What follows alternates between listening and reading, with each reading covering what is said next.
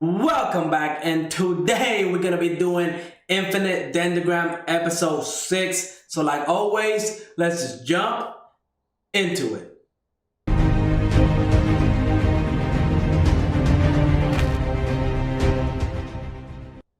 Man, do we have to talk about this episode because we got a lot of big reveals. We got a lot of like a big power up being, foreshadowed in the future. So this episode was definitely one of my favorite episodes for this whole season of Infinite Dendrogram because we had a lot of character development from Ray. Kind of, he's questioning like, should I really stay in this game? Because again, last episode we found out from Hugo that people who have the type of embryo that Hugo and Ray have, right? Like Nemesis and Kaiko, they pretty much get too attached to the world. And we see this happening with Ray, right? Like when he was fighting the undead kids, he's like, damn, like why are so many people dying? Like it's all death all over the place. And again, it's a game. I don't think it is, but it's a game. And that's what happens in the game, right? Like whenever I play Final Fantasy 14, World of Warcraft, or any kind of MMOs, a lot of NPCs die. And, it's a game. I understand that. It's not a virtual reality game like it is here. So maybe that's why they're getting that deeper connection. But again, I don't think it's just a simple game. I think this is connected to either another world or like something else, which is going to be bigger than just a game, because that one mysterious character from the last episode pretty much said, everybody thinks it's just a game. But really, I think behind those words, there was like something extra of like, this might be just a little bit more than just a game.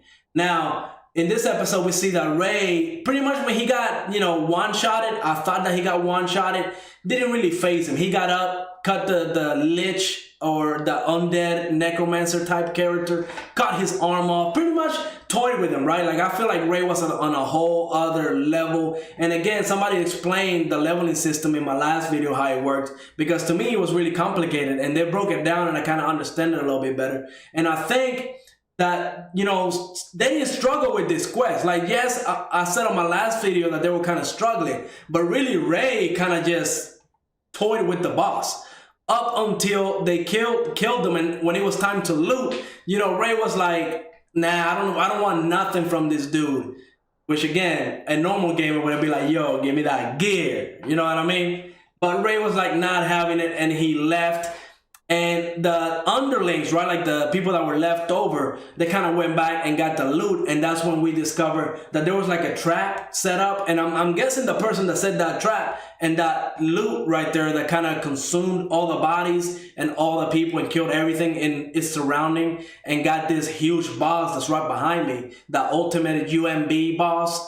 Pretty much, I think he's the one that was behind all this, right? It's obvious that he was. And he set up that item there to do that. And his goal is to create as many UMBs as possible. And now it just so happens that Ray killed the first one, and now he's killing the second one. And now this fight was pretty big. It was a pretty big deal. It was pretty much just Ray soloing the boss. And again, I thought Ray was going to win. I had no doubt in my mind that he was going to lose. But we see that he gets knocked out. And I find that this scene, right, Nemesis kind of like, I don't know if she's catching feelings for Ray, or it's pretty much just the program or the game is supposed to be like that, like, embryo and master relationship. But we haven't seen that relationship with Kaiko and Hugo. They have a whole different relationship. But again, I still think it's a really close relationship, like maybe like brother and sister between Hugo and Kaiko, and maybe a romance between Nemesis and Ray. But we see that, Nemesis does care about Ray a lot. I mean, she pretty much I wouldn't say spoon fed, but she drank the potion and kind of like fed it to him so he would heal faster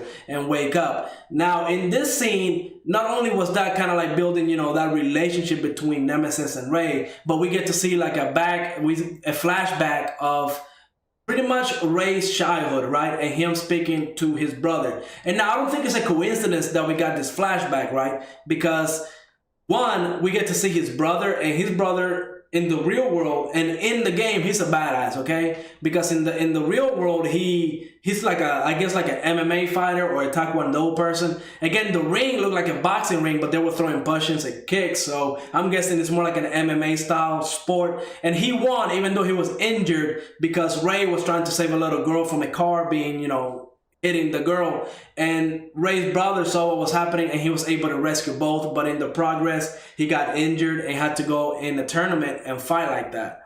Now in this flashback, there's like a mysterious character in there and we don't know who it is, and we find out, which I'm glad that we actually did find out who it was. Like they didn't hold that to 5 episodes from now. I would have been kind of pissed if that was the case. I like that they actually told us who that character was. Pretty much is the gauntlet, the fire gauntlet that he got from the ogre. We know that the ogre, even though he had that ability and the gauntlets and all that, he didn't take that like gauntlet and make it have his full abilities or like his full power.